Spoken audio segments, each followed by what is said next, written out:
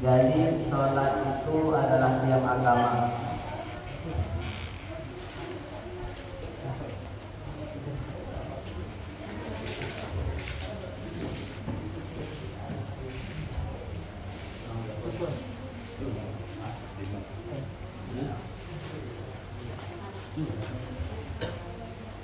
Sholat itu terbagi menjadi 5, yaitu sholat fardu yang kita laksanakan hari-hari ini.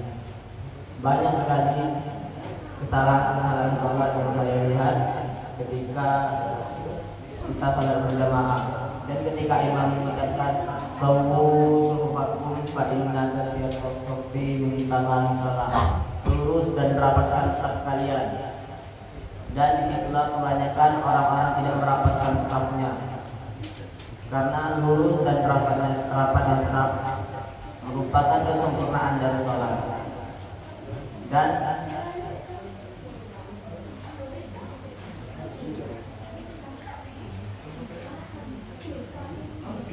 sholat itu ketika imam takbiratul ihram semua dalam keadaan diam.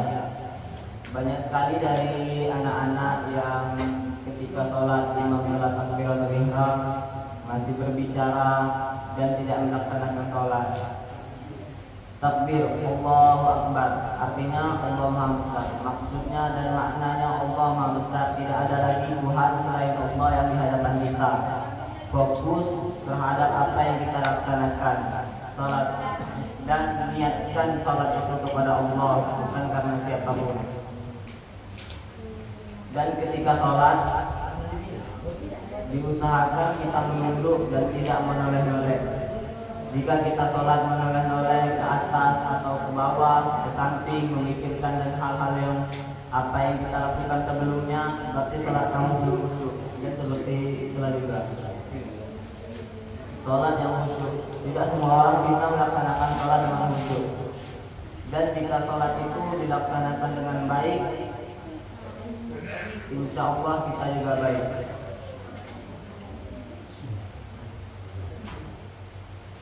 Allah akan mengangkat pandangan seseorang jika sholatnya menoleh-noleh ke atas atau memikirkan hal-hal yang sebelumnya.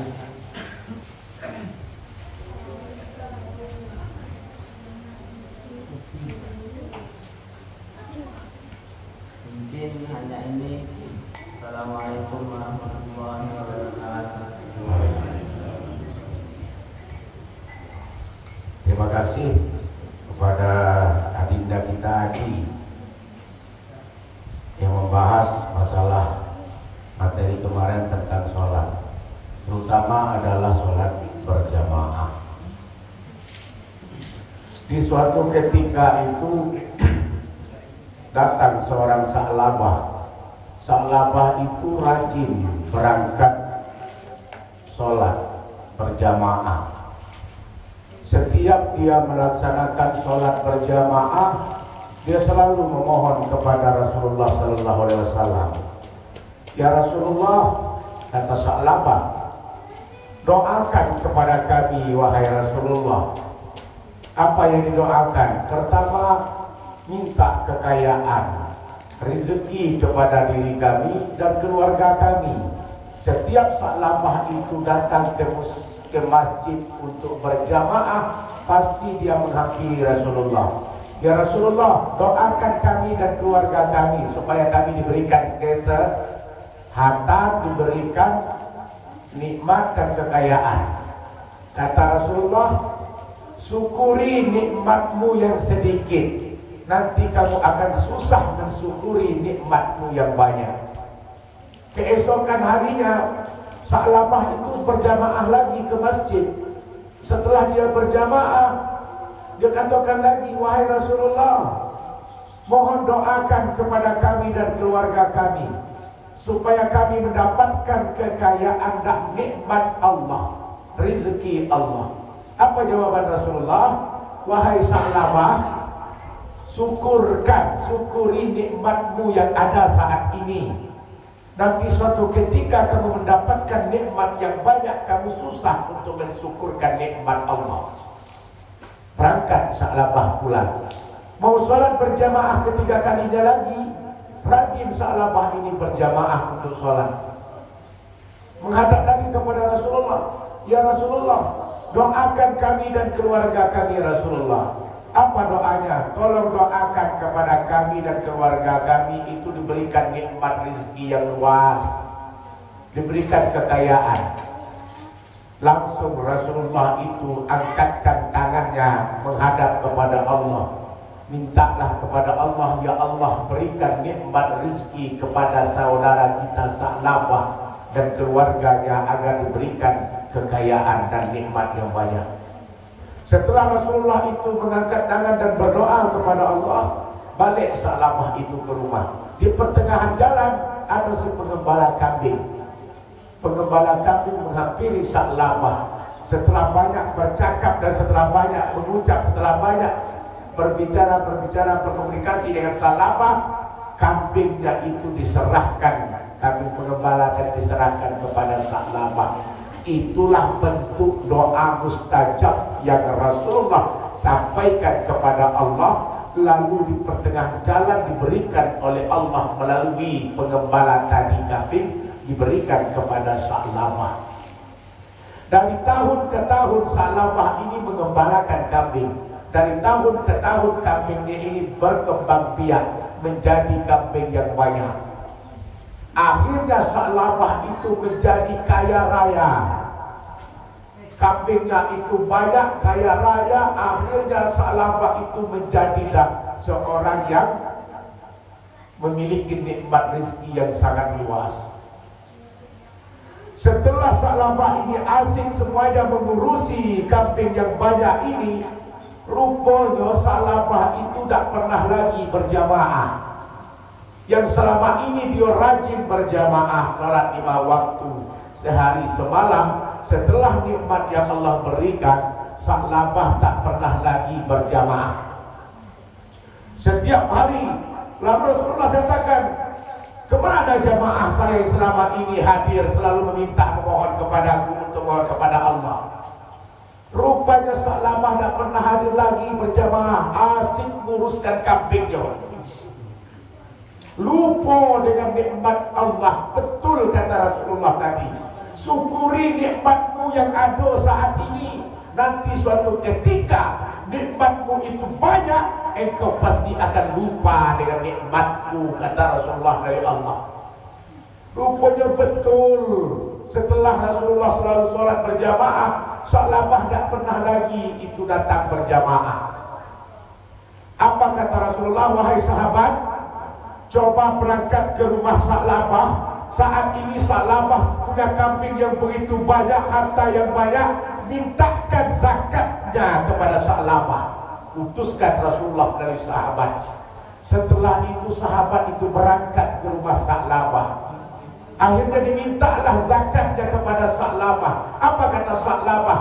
Tidak ada zakat, tidak ada sedekah, tidak ada infak. Padahal waktu Sa'labah memohon kepada Rasulullah, dia katakan, ya Rasulullah, doakan kami ya Rasulullah. Saya akan, apabila nikmat karunia Allah berikan kepadaku, aku berjanji akan memenuhi hak-hakku kepadanya. Itu janji Sa'labah kepada Rasulullah di saat dia minta doa. Aku akan penuhkan hak-hakku apabila aku dikaruniakan oleh Allah itu rezeki dan nikmatnya.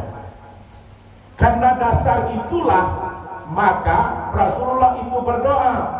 Karena doanya tadi, karena dia akan memenuhi hak-haknya, maka Rasulullah meminta kepada Allah.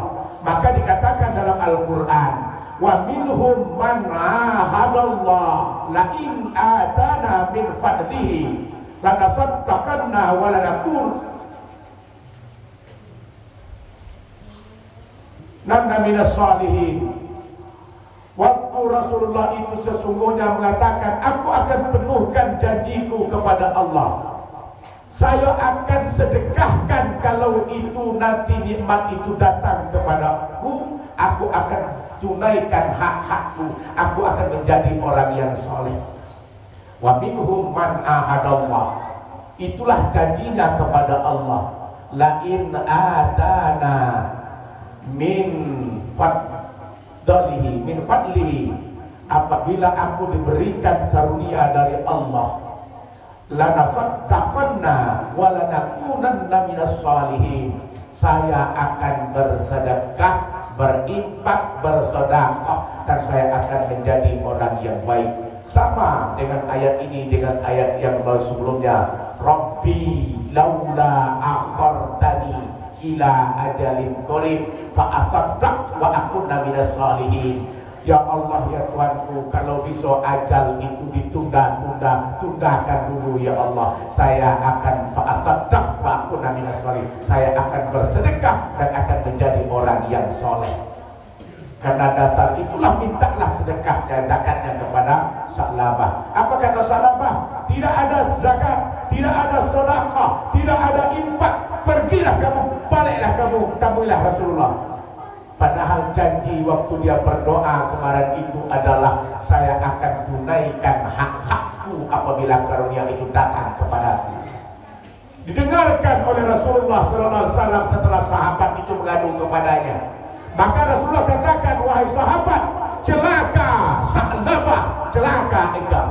Didengarkan oleh Sa'labah bahwa Rasulullah melaknat dan mengutukkan wahai Sa'labah. Setelah itu Sa'labah itu baru dia mengadu kepada Nabi Muhammad SAW, ingin menghadap kepada Rasulullah. Setelah dikatakan oleh Rasulullah bahwa Sa'labah, engkau kubur nikmat, engkau kubur atas rizki Allah. Akhirnya Sa'labah ikut menghadap kepada Rasulullah SAW. Rasulullah tolakkan zakat, infak, sedekah yang diberikan oleh Sa'labah. Sampai-sampai Rasulullah tak mau menerimakannya. Akhirnya kepala Sa'labah dihantamkan ke tanah, sampai ia meninggal dunia. Zakatnya pun tak diterima oleh Rasulullah SAW karena ia sudah berbuat janji tapi tak pernah ditunaikan. Itulah nikmat Allah yang Allah berikan kepada kita semua. Kita kubur terhadap nikmat Allah, apalagi sudah masuk di penghujung tahun 2023 ini.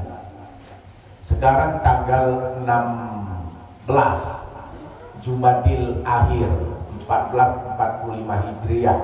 Sebentar lagi Rajab. Setelah Rajab Sya'ban, setelah Sya'ban Ramadan.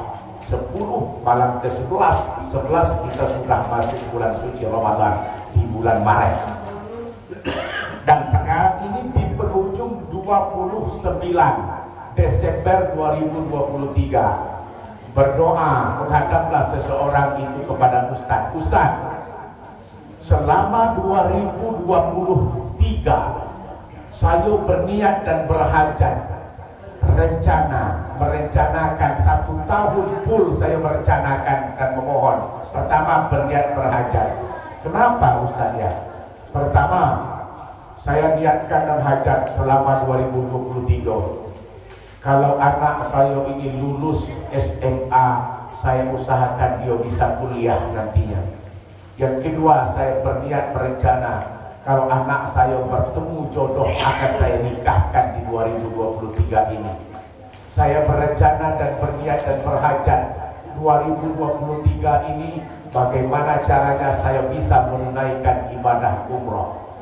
2023 ini saya berniat rumah saya yang 1 tingkat akan saya tingkatkan.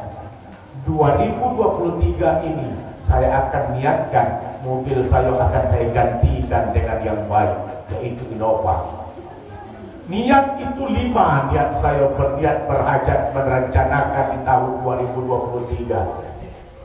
Ibrahim bin Adam berangkat ke pasar Basra. Setelah Ibrahim bin Adam berangkat ke pasar Basra, sampai di pasar bertemulah sama pedagang-pedagang sama penjual-penjual yang ada di pasar. Apa kata pedagang penjual-penjual di pasar? Wahai Ibrahim bin Adam, kenapa kami telah banyak berdoa kepada Allah, kami telah banyak bermunajat kepada Allah, kami telah banyak bermohon kepada Allah, kami sudah merencanakan segala sesuatu di 2023. rencana semuanya itu tidak ada satupun yang dikabulkan oleh Allah. Saya tak bisa menyekolahkan anak saya sampai kuliah. Saya tak bisa menikahkan anak karena anak tak punya jodoh. Saya tak bisa mendirikan rumah kuat tingkat. Saya tak bisa menggantikan mobilku. Saya tak bisa berangkat umrah. Saya juga tak bisa apalagi tadi itu. 2023 itu semua niat ajarnya itu ditolak oleh Allah Subhanahu wa taala. Tidak ada satupun yang dikabulkan. Kenapa wahai Ibrahim bin Adam? Doa kita tidak diijabah oleh Allah. Padahal Allah berjanji dalam Al-Quran, Ud'uni astajib lakum. Kalau kita memohon dan berdoa kepada Allah, Allah pasti mengijabah dan mengabulkan permohonan dan permintaan kita. Kenapa tak diterima oleh Allah dalam 1 tahun? Apa kata Ibrahim bin Adam? Wahai seluruh pedagang yang berniat dan berhajat 2023 ini, bukan Allah tak mengabulkan semua doa kita, tetapi hati kita yang telah dimatikan oleh Allah Subhanahu wa ta'ala. Apa kata Imam Hasan Al-Basri mengatakan, kenapa hati itu tertutup, doa kita itu tak dikabulkan?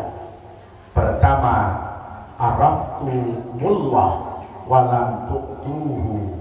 Kita tahu bahwa mengetahui adanya Allah, tapi kita tak mau mendekatkan dan memohon untuk menyembahkannya, mentaatinya. Siapa Tuhanmu? Allah. Siapakah yang menciptakan langit dan bumi? Allah. Siapakah yang menciptakan kita? Allah. Siapakah yang membuat semuanya? Allah. Tahu bahwa Allah lah segala-galanya, tapi tak mau taat dan mendekatkannya. Kewajiban hak kita kepada Allah tidak kita tunaikan. Itulah kenapa doa kita tak diterima oleh Allah. Pertama, hati kita terkunci dan ditutupkan oleh Allah. Yang kedua, kita mengetahui adanya Allah, tapi kita lupa dan lalai untuk mengingatkannya. Itu yang pertama, kata Imam Hasan Al-Basri. Yang kedua, wahai pedagang penjual yang ada di pasar, ingat kenapa doa-doa kita, nazar kita, hajat kita tidak diterima, dikabulkan di 2023 ini. Pertama. Yang kedua, akaltum nikmati rabbikum walam tashkurun. Sungguh berkah ini kita disiapkan dengan apa ini? Nasi apa Pak? Wah, nasi uduk. Akal tu nikmatullah, nikmati rabbikum walam tashkurun. Kita makan nikmat Allah pada pagi hari ini, walam tashkurun, tapi kita tidak mensyukuri nikmatnya, kata Imam Al-Basri.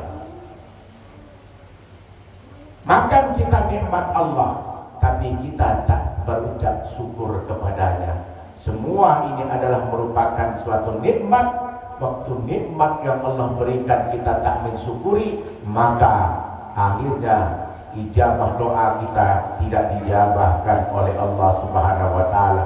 Yang terakhir, yang ketiga, kata Imam Al-Basri mengatakan, hakul yakin, sesungguhnya ini merupakan suatu keyakinan, al-hayatul akhir, hidup ini ada akhirnya, wahyal maut, yaitu mati. Kehidupan ini ada ujungnya, kehidupan ini ada akhirnya, akhirnya itu adalah kematian.